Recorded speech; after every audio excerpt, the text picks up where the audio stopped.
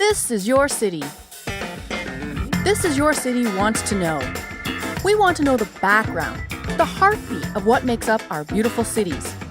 We dig into the backstories, from the struggles to the successes of our local entrepreneurs, small business owners, artists, not-for-profit organizations, and the many, many people who make up the intricate tapestry of our communities. Real people, real stories, by you and for you. But wait, that's not it. Welcome to episode 2 with Jeffrey Deskovic. If you did not hear episode 1, I encourage you to do so. You will be hooked from the first moment. Jeffrey was convicted of rape and murdering his fellow classmate, and he spent 16 years in prison and was later exonerated through DNA. Now, let's get to it and hear the exoneration, what he's been doing since his release, and where he is now. Part 2 with Jeffrey Deskovic. Talked about where you put your mind, how you made it through. Let's go back to the time, Jeffrey, where things started to look up. How? Where did you write your letter? Who received it? What did they do? How did they get back to you to give you some more hope? Sure. I would like to just briefly outline the 7 appeals for a second and then get to that question. Would that be okay? Of All right, course, sure. Absolutely. All right, sure. So while all that was going on, and tons of other stuff in the prison, the food being, terrible, burned, not fully cooked, and other stuff like that. I'm just going to skip over that. So I went to the appellate division, the first court. My issues on appeal were that the police had violated my rights by the way in which they interrogated me. The issue of the judge repeatedly allowing this polygraphist to tell the jury that I failed the polygraph, the evidence that was thrown out, certainly my being innocent based on the DNA, which the lawyer argued there was legally insufficient evidence to find me guilty, that the prosecution hadn't proven me guilty beyond a reasonable doubt, and that the verdict was against the weight of the evidence. Those 3 separate and distinct, though interrelated issues. In total, 10 issues of law were raised. I had a totally different attorney, different type of public defender. She did a bang-up job. 10 issues were raised, including the judge being biased against me. Right. And despite that, the court ruled that I was free to come and go as I wanted, and therefore they wrote that I was not in custody, and they found the statements to be voluntary. They wrote that there was overwhelming evidence of guilt, which I still don't quite understand because the DNA didn't match me. And then they knocked out all the rest of my issues in one sentence by writing that they've looked at the rest of my issues and found them either to be without merit or else not preserved for review. Right. And they ruled against me 5-0. And at that point, it all went downhill from there. The re-argument motion was denied in one word, denied. The highest court in New York, the New York Court of Appeals, it's a 2-step process. You have to ask for permission first. That's the first step, and to appeal to them. And only if they agree will you then be able to fully argue your issues and get a decision based on the issues you're raising. So the New York Court of Appeals declined to give me permission to appeal to them. They wrote that there was no merit in law to justify reviewing my case, and so they were declining to review it. Which again, all those issues of law, certainly the evidence and the polygraph and the Fifth Amendment, there were plenty of issues of law there. I lost in federal court because you fasten your seatbelt on this one. I lost in federal court because the court clerk gave my lawyer the wrong information pertaining to the filing procedure, which resulted in my petition arriving 4 days too late, which the district attorney at that time, Janine Pirro, who does a lot of commentary on television now, her office took the position that those 4 days were somehow prejudicial to the people, and therefore they urged the court to simply rule that I was late and dismiss my case that way, which is what happened. So I challenged that ruling at the Federal Court of Appeals, where my lawyer argued that this was not a delay caused by me or my attorney, but by the misinformation by the court clerk. I don't think any of us need a law degree or to be a lawyer to know that that's a good argument. That upholding that a ruling like that would cause a miscarriage of justice to continue, which kind of, in a way, backdoors the DNA evidence not matching me. And then she also argued that overturning the procedural ruling would open the door to more sophisticated DNA testing to happen. And once again, the DA opposed, and again, the court, which at that point was made up of Judge Rosemary Pooler and future U.S. Supreme Court Justice Sonia Sotomayor, they upheld that lower court ruling. They declined the re-argument motion. And then the U.S. Supreme Court declined to give me permission to appeal to them. So that was the end of the appeals. I wrote letters for 4 years looking for an investigator and attorney to take my case pro bono to find some new evidence. We talked about that last episode. And then I made an appearance at the parole board where, in large part because I maintained my innocence rather than expressing remorse and taking responsibility, they rejected me for parole, which resulted in my juvenile year of imprisonment. So let's get to where things start to turn around, right? Which is how we got down this branch of conversation. So one of those letters that I wrote was in care of a book publishing company. I wrote an author, Tekla Miller, who had published a book on her memoirs called The Warden Wore Pink, which was about when she served as a warden of a men's maximum security prison. Okay, cool. So that was one chapter in this. I went to at the end. I was coming up short on ideas on who next to write what. So I started going to the general library, not for books to read, but also books that would have contact information. Who's the next person I could write to? And so one of those books that kind of called to me when I went up there on one of those trips to the library was called Chicken Soup for the Prisoner's Soul. And when I saw it, I looked at the back of the book and I flipped through it and I saw that there was contact info for about half of the authors. So it contained like one chapter from many different books. Right. So when I saw that, I decided to borrow the book for that purpose. And that was where I came across that one chapter from Tekla Miller's book. So I wrote her in care of that publishing company, reasoning, well, it's pretty likely that in her walk of life, she knows someone that could help me or that she might come across somebody. But someone at the publishing company instead sent the letter to an investigator named Claudia Whitman. She wrote me back right away.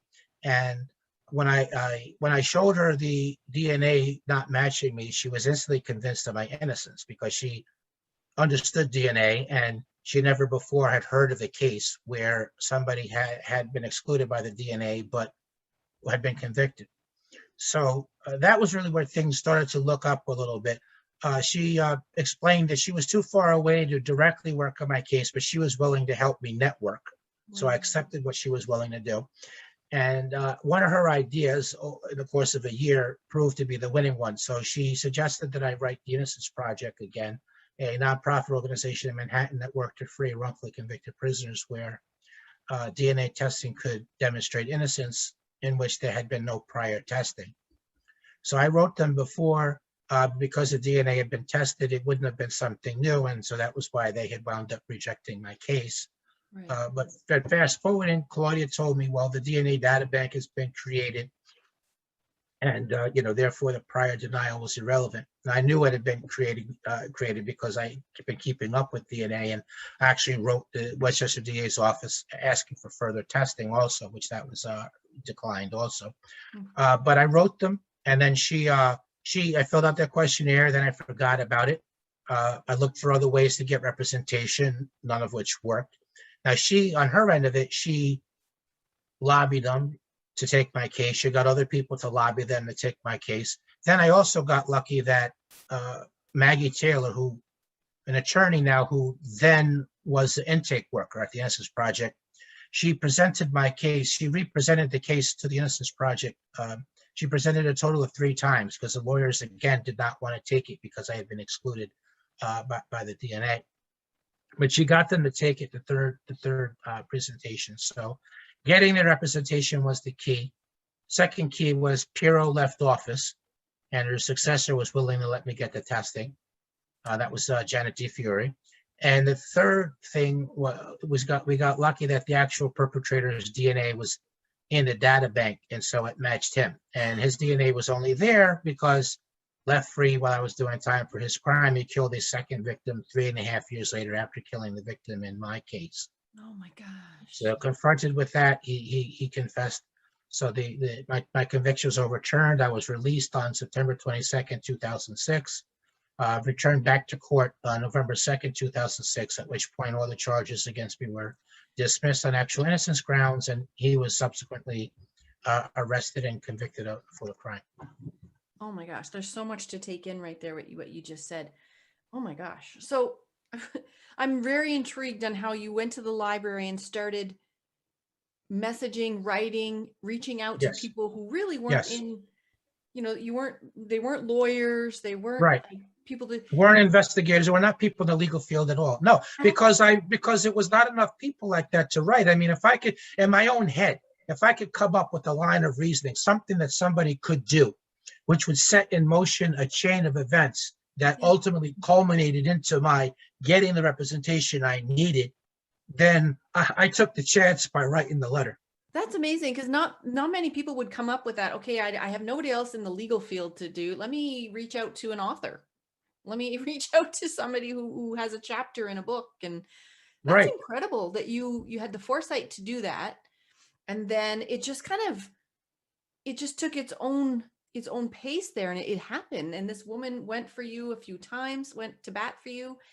And then, of course, your evidence and your education, because you educated yourself while you were in there. Right. What I'm really fascinated about is when they finally said, okay, let's do another DNA test. What were you, when they said, okay, what were you feeling? Was it elation? Was it hope? Was it just, I'm just going to take it day by day, I'm not allow myself to get excited? Yes. What was yes, the latter.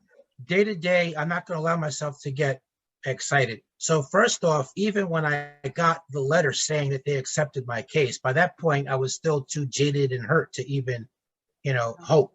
So I took the letter with me. I snuck it out to the yard, and I met up with Frank Sterling. Remember that was recalling that Frank was the other innocent prisoner there that would ultimately be exonerated. And the Innocence Project, I knew had already accepted his case. So I showed him the letter, and I said, Frank, look, what is it that they're saying here? Are they telling me they've taken my case, or are they just telling me that they're now going to review it and determine if they're going to take it? Right. And so I'll digress for half a second. And so he turns at me, he gets this crap-eating grin on his face. He extends his hand to me, and with a big old smile, like I said, and he shakes my hand and says, "Oh, they've agreed to take your case." So that was the backstory. On that. So I felt a little bit of hope, but in general, I was afraid to hope much for anything. Like I had to reel that back in. Yeah, but did you guys? Back in. When Frank was like, and he shook your hand, like, were you guys elated together and like you just embraced and you're like, okay, this is possible? Not only that, yes, 100% that, but not only that, but we also made a pledge to each other that whoever made it out first was going to try to help the other person, even if it was just on the level of just, try to raise awareness about their case.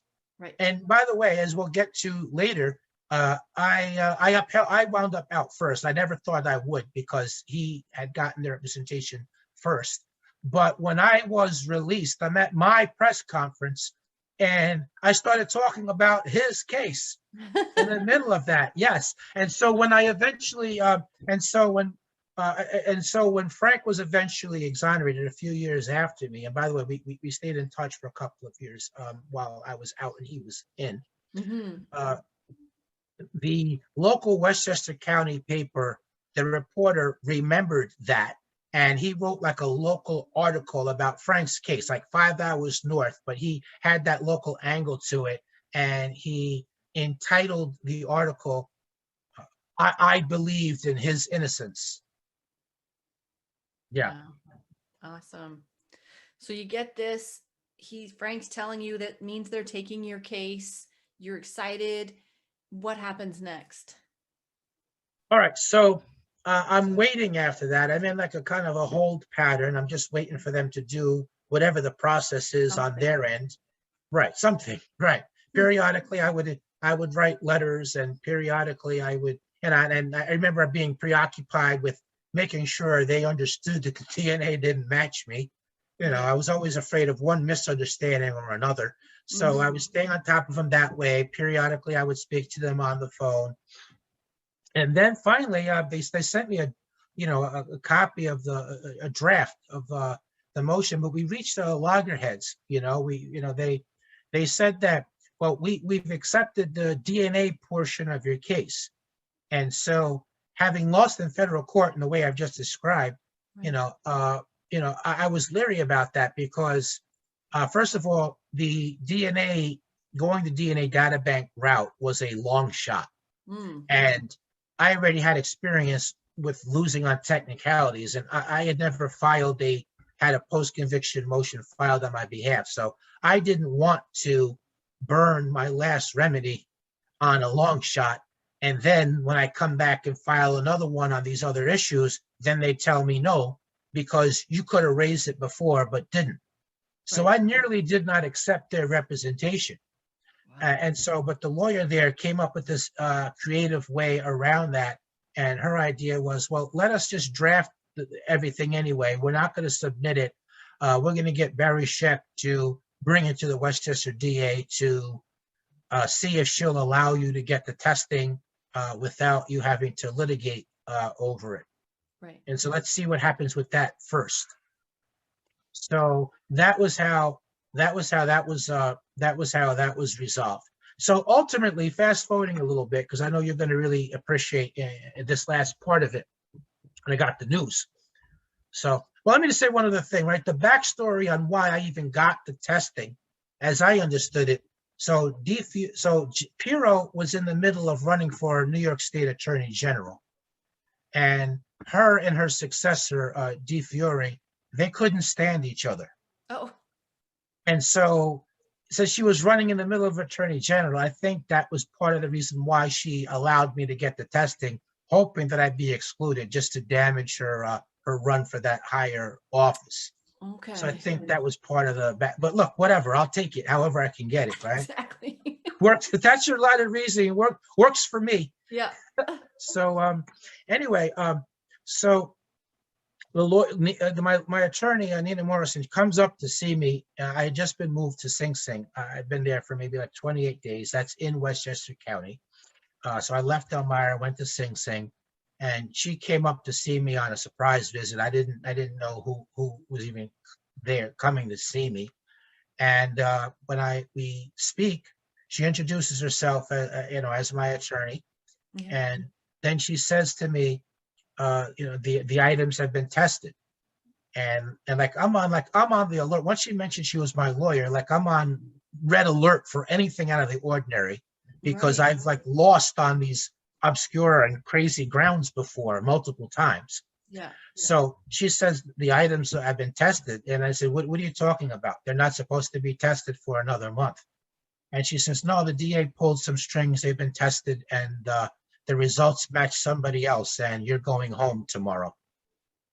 And I said, no, I'm not. And we went back and forth 3 times. And the end result is she had to sit there and hold my hand for the next 3.5 hours. I had this paralysis, and my head was spinning, and all these different thoughts were going through my head. And, one thought had nothing to do with the next. And I was just sitting there repeating all this random stuff. She's just holding my hand and just listening, not replying. And every now and then she'd cut in and say, are you ready to talk about tomorrow? I'm like, no. Look, keep that away from me. We're not talking about tomorrow. Not entertaining that. I'm not getting my hope up. I'm not going home. No, we're not. Yeah. No, it's not. No. And finally what made it real was she said, look, it's almost time for the visiting to be over. I need to get your shoe size. I need to get your size for your suit, because it has to be purchased, and there's a ton of work to do between now and tomorrow with respect to the media. And that really is what made it real. And so I felt better for about 5 minutes. And And then a different fear crossed my mind, which was that I thought that something was going to happen between that day and the next, and they were going to change their mind, and I was going to still be stuck in there. Oh my gosh, I can't imagine. Did you sleep at all that night? No, I did not. I think I slept for like an hour. So there was a prisoner there that I knew from Elmira, that I used to play basketball with there. So he was at this facility, and we were neighbors. And so our cell, we can't. So his cell's right next to mine. He stood up with me. He agreed to stay up with me, and we would hold like a mirror. We'd take turns holding a mirror with outside of the cell bar so that we could have the visual. Oh my gosh. And what happens in a thing like this? Okay, you're in prison with Yeah, all of maximum these security prison. men, Yeah. Mhm. and you find out you're going home. Yeah. Again, with my movies, I'm so sorry, but that's the only thing I can go by. Right, Like, right, right. did other prisoners get angry at you? Did they find out? Did you tell were you excited and boasting maybe? Like, I All don't know. right. I'm just trying to, I'm in that moment with you Yeah, right I now. see that. I see that. Yeah, I can see that. Yeah. So as I walked back from my, the visit to my cell, there was only a few people there that I knew, because remember, I was only there for 28 days. This was Right. not Elmira, where I spent the 13 and a half of the 16 years at. But to the extent that I did see people there, I shook hands with people and just say, hey, I'm going home tomorrow, and I did, I went to recreation that night. It was kind of a weird moment, because so the Innocence Project left somebody, like an intern that was in law school. They left somebody in their office so that I could call, collect, and have somebody to talk to that night. But I'm on the phone with this stranger. I'm in the prison yard. We're talking about going home tomorrow, and how different that's going to be. But meanwhile, all I'm seeing is like the fence, the barbed wire, the wall, the guards, the other prisoners in their uniform. So it just did, everything about my senses said nothing at all about, freedom and going home tomorrow.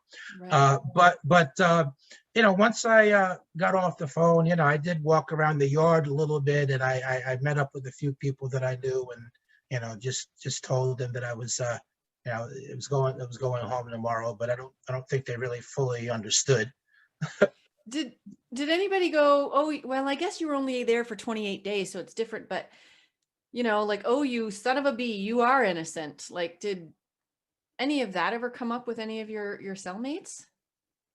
Because I'm sure throughout the years you were like, no, I'm innocent. I didn't do this. And then Yeah, I did. I yeah, did say that. everybody's Well, I did say that a few times throughout the years. I mean, I didn't in general, because I did not want to draw attention to myself, because remember, I was there for the rape with the murder, and I didn't want right. that. Right. But that having been said, within a limited context, I did proclaim my innocence to people. Yeah. Sure. But there was really nobody, except the one person who stood up. The person who stood up with me, I had been telling him, previously, Right. that he was one of those few people that I had been telling, that, hey, I'm innocent. And, he couldn't believe it, actually. He couldn't believe it. That's amazing. And so were you fearful also, not just because you didn't want to get your hopes up, but were you fearful of what it would be like? Because, 16 years is a long time. I know some people are 40, 50, but technology changes, everything changes. So was there a bit of fear in coming out, as in, what am I going to do with society? No, I only became aware of that once I was actually released. Oh, right. And that's when all those complications came up. I mean, technology had passed me by, so it did feel like I was in a parallel world that I didn't belong in. I mean, the GPS, cell phones, internet hadn't been created. Culture was totally different. Cities and neighborhoods looked different, and different people lived there. So that was all different as well. There was psychological after effects. It's common, PTSD, panic and attack anxiety, feeling having been frozen in time, feeling of processing things slower speed. There was the stigma of having been in prison for 16 years, wrongfully, but still there for 16 years. So, how much of that rubbed off on you? Is it, safe to be alone someplace with you? So all of those were amongst the challenges that I faced. Amazing. And this person that was convicted, who actually was Committed the DNA crime. matched, Yeah. right? He was already in prison for Yes, a second murder, right? that's right. Yes, that's Okay. right. So you got exonerated. Was there a ceremony of where they're asking for your forgiveness or apologizing to you? Did you get that? Did you get what you needed? As best they Short, can, I short, yeah, suppose. short. Well, short answer is no. I mean, I got an apology from the district attorney, but she was not the one who presided over the wrongful conviction. She was not Piro who fought all those appeals. Right. It got an apology from the prosecutor in the courtroom, but that was not the one who had convicted me. The judge apologized, but that was not the one who presided over that kangaroo court. Right. So none of the people that were involved ever apologized to me. There was a big press conference when I was released, and everything I'd ever wanted to say for 16 years, but never had anybody to, could get anyone to hear. It all came out, and so I held everybody there for, maybe 2 to 2.5 hours. So It's all there right. was, yeah, right, and it was my moment. I didn't know when I was going to be in front of the cameras again, so I wasn't wasting it. Uh, and then we did have a celebratory luncheon afterwards. Is your mother still alive? She is. And was she there? She was. Oh, wow, was that good for you? I'm imagining it was. Yes, that was. Yes, it was. And then you had this all happen. Okay. All right. Then another day happens, then life starts to go on. That must have been extremely difficult. Yes. But then again, you had and continue to have this mindset of the next foot in front of the other. So although life started to happen, how do I get a job? Right? Who's going to hire a prisoner? Who, am I going to get a wife or a girlfriend or not? Right? Like life goes on now, maybe a week, a month, 2 months. What happens next with Jeffrey? Yeah. So, well, you're right. It was that juxtaposition. On one hand, there's all these challenges, which I'm going to detail now, but on the other, I do have this mindset of moving on. So I had that working for me. So suddenly I was in a world I was unfamiliar with. I mentioned the technological, the cultural, things looking different, psychological, the stigmatic. I was always passed over for gainful employment.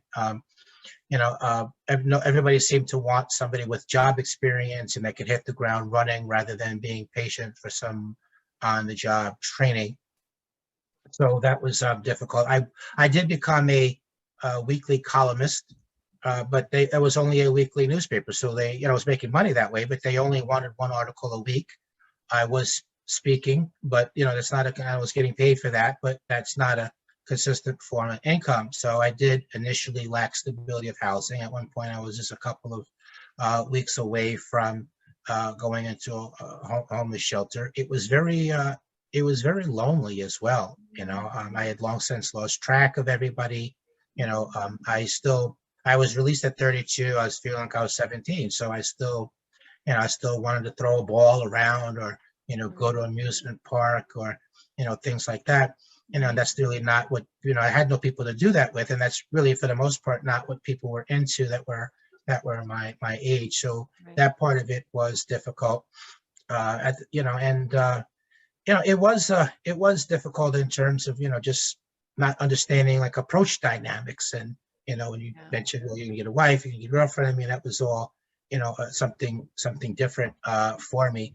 How do you approach somebody? How do you express interest? I definitely don't want anybody to say that I made them feel uncomfortable. So, that was always in the back of my mind as well. At the same time, that moment of speaking at that press conference gave me some clarity that, I could be part of the innocence movement without necessarily being a lawyer. And so I did start doing advocacy work. I mentioned speaking, writing, but I was also doing regular media interviews, and I was meeting with elected officials as well on various policy reforms aimed at preventing what happened to me from happening to other people.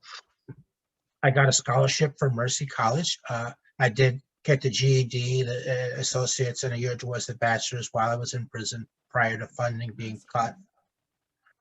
So I got the scholarship from Mercy College to finish the bachelor's degree. And when I lost the temporary housing, that was how I avoided the homeless shelter, and they let me live on campus. Nice. And from there, I went on to get a master's degree, and I was finally compensated after 5 long, hard years that way. And I did take $1.5 million to start the Jeffrey Deskovic Foundation for Justice, and we started getting people home. Yeah, let's that talk way. about that. Let's talk about Mhm. that for a second. That was since your release, that was your dream to do somehow. Somehow you were Yes, going to do it. Now you right. got some compensation, so you're like, okay, how do I do this? I mean, you've had enough smarts now. Yes. You got all this degrees and education, so you decided to do this. Obviously, it worked out, Mhm. your foundation, and I'm thankful. I just want to say thank you for taking your time and your effort and your resources to do something to help other people, because that's what it's all about. That's really Absolutely. what it's all Yeah. about. It definitely is. It's very meaningful. So we were able to ultimately get 11 people home that were wrongfully imprisoned, and we helped pass 3 laws aimed at wrongful conviction prevention. So DNA database expansion, videotaping interrogations, identification reform. Became an advisory board member of the coalition group called It Could Happen to You, and which the foundation is part of, and we passed another 5 laws. Currently, we have 10 active cases, and we're doing policy work through the coalition group, which I'm active in both the New York, Pennsylvania, and Californian chapter. And at some point, it became not enough for me to sit in the front row of the courtroom. I wanted to represent some of the clients myself, make some of the arguments, hence going into law school and becoming an attorney in pursuit of another dream of exonerating others as an attorney. And I am now an attorney. That is amazing. Like, just that we hear a lot of sad stories, we hear a lot of horror stories of people who are released, and they just don't know what to do or where to go, they don't have the support. Not only did you have a foundation where you help other people, but you decided, I don't want to sit in the front row, I want to actually be the one there helping to, now you're a lawyer. Right. You're a lawyer helping those people. So this is one of those stories. It's one of those emotional, your story evokes every emotion possible in me. Like, I was angry, I was sad, I was laughing, I'm everything. It's like a movie. Do you know your life? You can probably make a movie out of this. Have you thought about that? I have thought about that. So I'm hoping that at some point I can find a literary agent, and then we can get a book done by. I have a book that's 95% done, but Okay. I do. There's a lot of exonerating books out there that really have never gone anywhere, and it's because they run to a small press. And I would rather sit and wait until I get the right offer from a major publishing company that can put the resources behind it, the PR that's necessary, and shelf space and book tour and all of that. And if you have success with the book, that's the more usual traditional route, is book to movie. So I am hoping to have that. There is a documentary short out about me called Conviction, which is on Amazon Prime, which is about my life post exoneration and my advocacy work. I did not know that. So obviously I didn't do my research very well, because I did not know that. Well, And I I would prefer have to look at it questioned. like you missed something, but you've done a lot of research in a lot of other areas, so you weren't perfect. Okay, you're human. You missed one thing, but you did a good job overall. But the other thing that the certainly being a lawyer beyond a few I've entered like 3 cases as co-counsel, but beyond that, the additional credential certainly has helped the policy work that I've done. Yeah. And I have also I've been able to position wrongful conviction prevention and broader justice reform, which I hope we'll get into before this part 2 is over with. I've been able to position that as really about justice and accuracy, and not anti-law enforcement per se. I view cops and prosecutors as definitely essential people, but we need to have better training, and we definitely need to have accountability, extreme Absolutely. accountability if they run afoul. And so in positioning it that way, I've been able to gain some acceptance in some unusual quarters. So for the last 7.5 years, I've co-taught the ethics class at a police academy in New Jersey. I've served on the Peekskill Police Task Force Reform Group, where on the policy subcommittee where I was assigned, I worked with the sitting police chief in Peekskill and a county police officer and a retired detective, and we were able to get consensus on certain policy reforms. And I've been able to speak in front of groups of prosecutors and some district attorney offices. And I did serve on the transition team for a new district attorney in Westchester for her conviction review unit. So that's somebody that as an individual that I did help to elect, and I have been able to speak.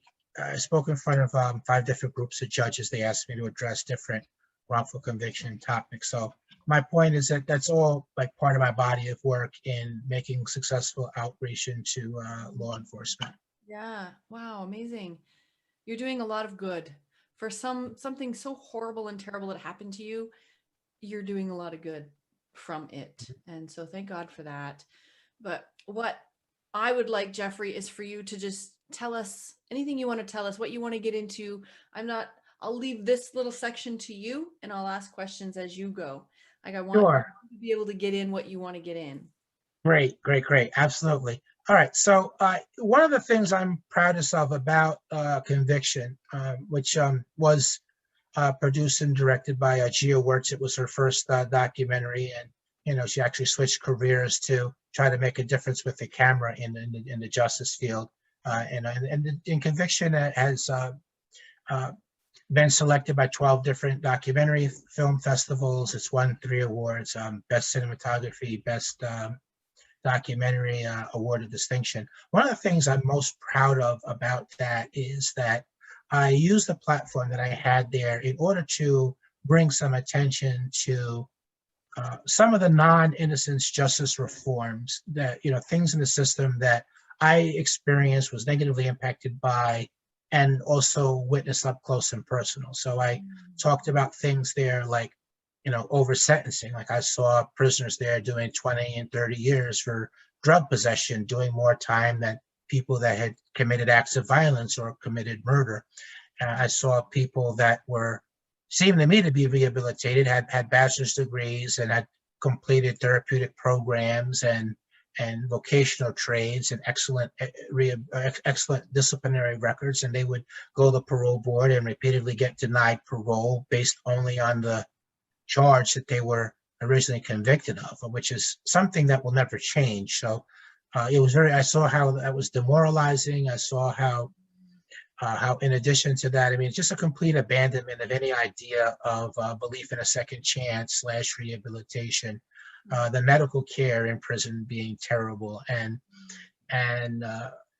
elderly people in prison, and how the medical care, which was already substandard, was particularly inept with regards to dealing with advanced geriatric needs. And I saw, in terms of compassionate release, we talked about that in part 1 of our series here, and that how often by the time the decision was made, that somebody had wound up dying within a day or 2 afterwards, or passed away before the decision comes down. And I talked about, a lot of it didn't seem to be much effort on the part of the prison administration to curtail the prisoner-on-prisoner violence or the verbal abuse that went on in solitary confinement, and people, once being paroled, sometimes being returned back to prison for a year or 2 for a technical parole violation. So imagine being returned back to prison for a year or 2 because you were supposed to be in at 8 o'clock and you actually got there at 8:05 or 8:10, something minor like that.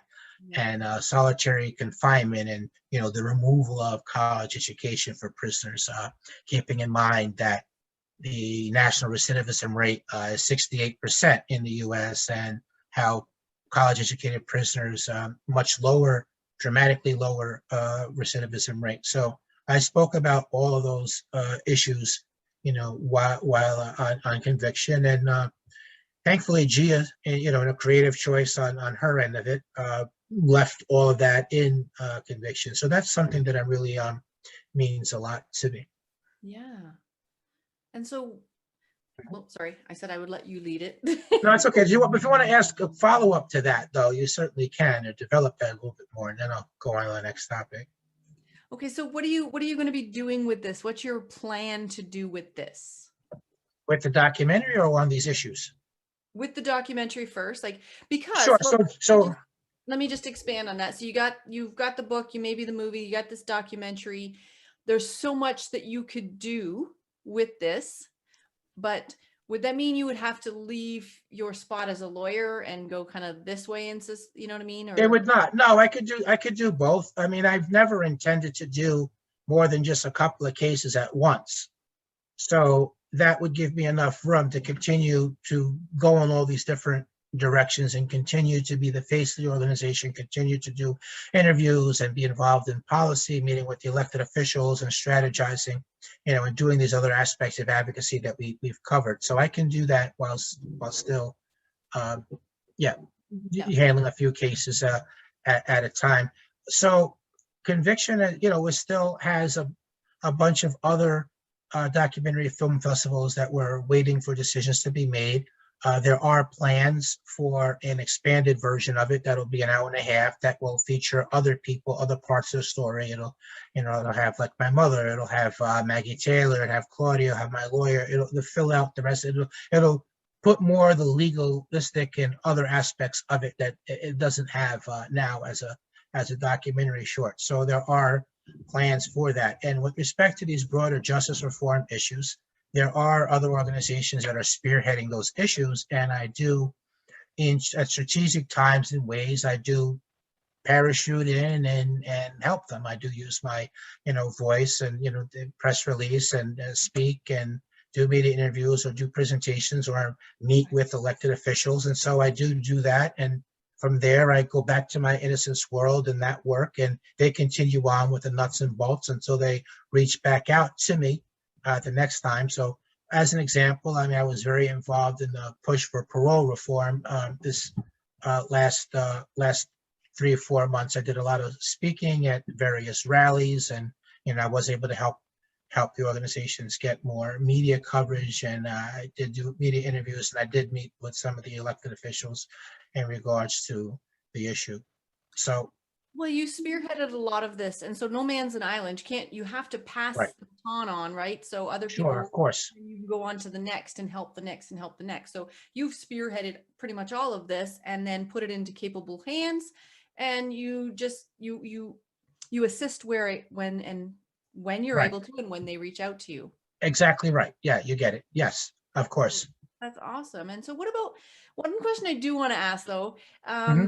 and if I'm going off where you didn't want me to go, just let me know. But consi- concerning right now where you are, what Yeah. cases do you have in front of you right now? Is there anything you can speak on or? Yeah, sure. So I did enter the Carolyn Wormus case.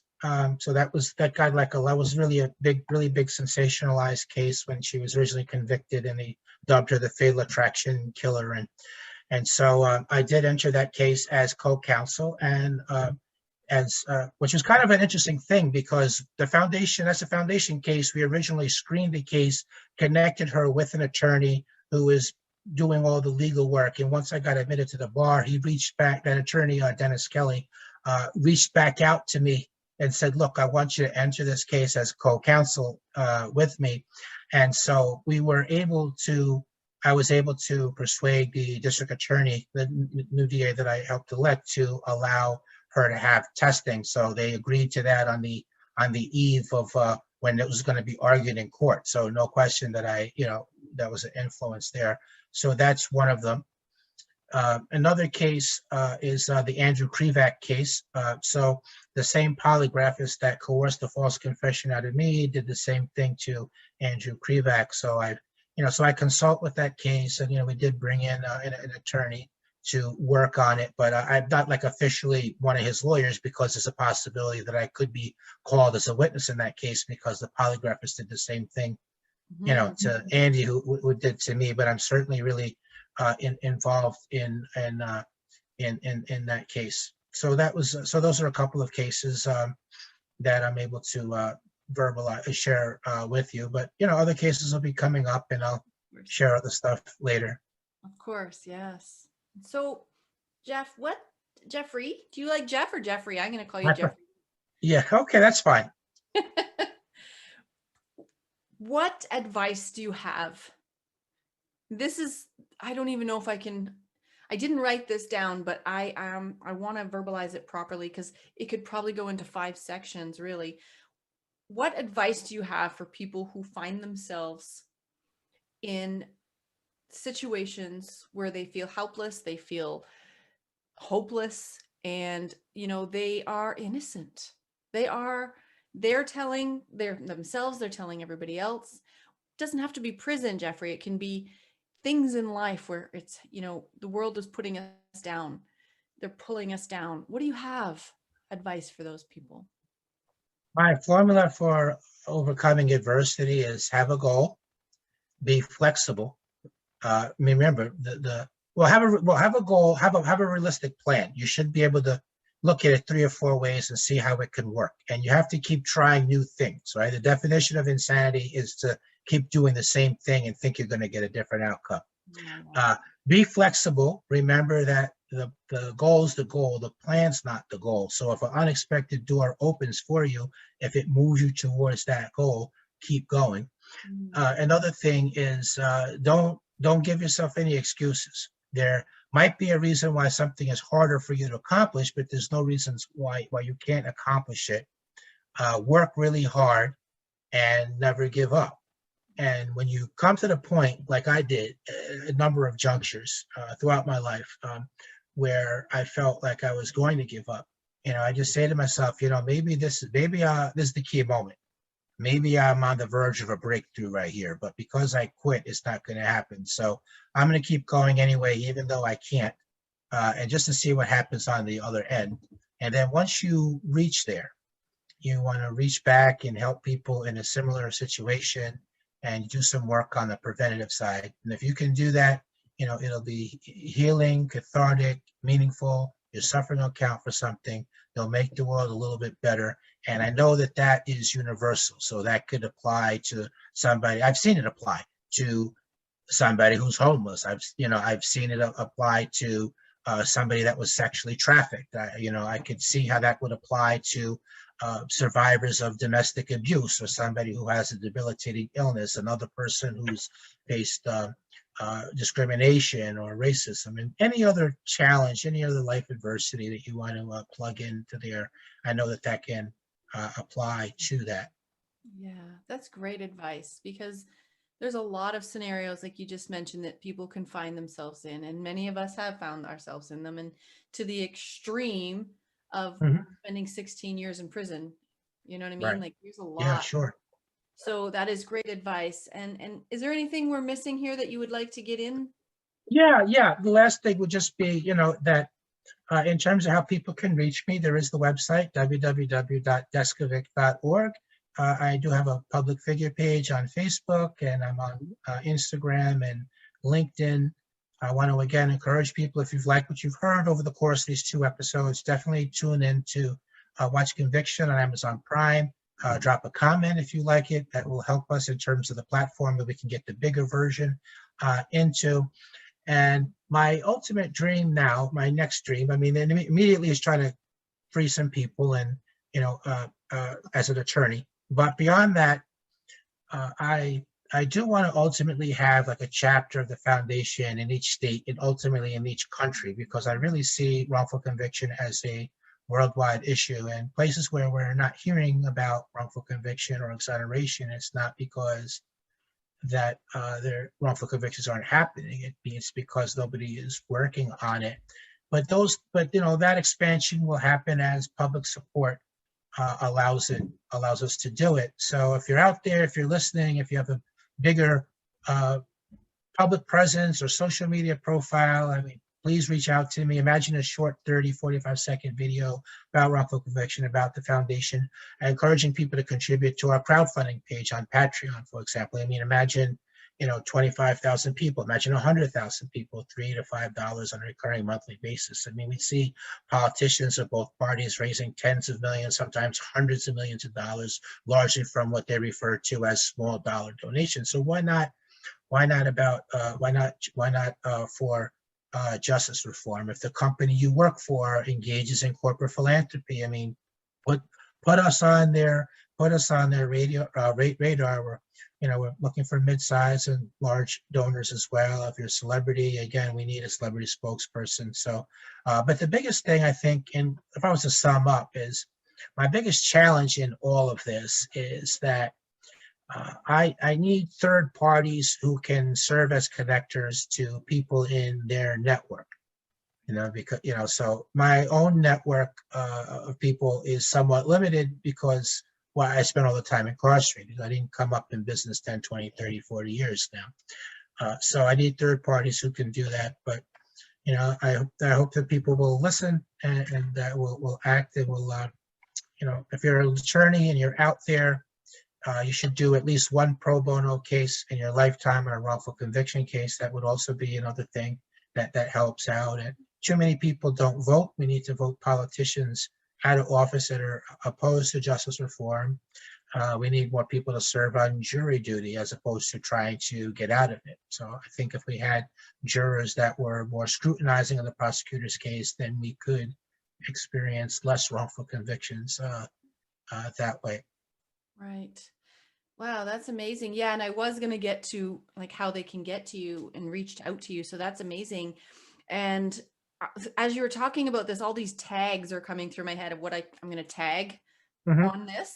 Yes. It's like, there's a million of them. So I hope I remember them all. You can send me some tags too, just to so I can put everything on there. Doesn't matter. Okay. And, Yes. I am going to do my best as well. And when maybe we can speak for just a second after this is turned off. Sure, of course. For that. And yeah, I'm just really grateful that you shared your story. And I'm really grateful, Jeffrey, on how your story is continuing in such a positive way. You have it right. You have it right. You have to help other people now. Now, what are you going to do with it? You've gone through this. You've done all this. You're still doing this. What are you going to do with that? Well, hopefully you're going to help somebody else out in the process, right? Do a pro bono, like you said, help somebody out. I love that because that's what it's all about. It's never about us alone. Right. Exactly. There's always those connections, there's purposes. So thank you for sharing your story. And your story's not done. It's just getting better and better. And God bless you. And I just really hope that we can hear more about what you're doing in the world. Say your foundation. Yeah, the Jeffrey Deskovic Foundation for Justice. Right. And we're going to have all of that on there, where they can reach out, where they can get you. So thank you, Jeffrey. Thank you for sitting with us. And I hope I did you well. And Wonderful interview, and I felt very comfortable with you the whole time. So thank you so much. And for my listeners, I am so appreciative of you. You tune in every week. Thank you. And I'm really asking you to pay attention to all of the things that I'm going to be putting up on this for this interview, the websites, where you can help with Jeffrey's foundation, how you can help Jeffrey and other people that he's helping, for justice in different places in the world. We can't help everybody, but we can do little things here and there that make a huge difference. And Jeffrey is a prime example of that, of not giving up and just, reaching out. So I implore you to do what you can for the foundation. Okay. And just as I always say, make sure you share, make sure you tweet, you like, you download, you subscribe, you send a pigeon, I don't know. Make sure you tell everyone that they should be listening to This Is Your City. Stay safe, stay blessed. Ciao. Thank you, Jeffrey. Thank you so much. You're welcome. Thank you.